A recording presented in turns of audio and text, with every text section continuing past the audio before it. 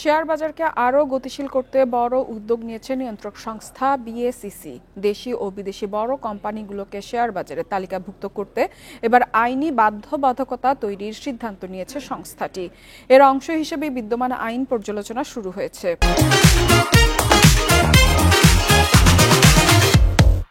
পর্যালোচনা শেষে জনস্বার্থ সংস্থাগুলোকে পুঁজিবাজারে তালিকাভুক্তির ক্ষেত্রে কী ধরনের আইনি কাঠামো তৈরি করা যায় তা নির্ধারণ হবে। মঙ্গলবার বিএসইসির ৯৭১তম কমিশন সভায় এ বিষয়ে সিদ্ধান্ত নেওয়া হয়। বিএসইসির মতে অনেক প্রতিষ্ঠান স্বেচ্ছায় শেয়ার বাজারে আসতে আগ্রহ দেখায় না, তাই আইনের মাধ্যমে বাধ্যবাধকতা তৈরি করলে প্রতিষ্ঠানগুলো তালিকাভুক্ত হতে বাধ্য হবে। বিশ্বজুড়ে অনেক দেশেই এরকম আইনগত কাঠামো কার্যকর রয়েছে।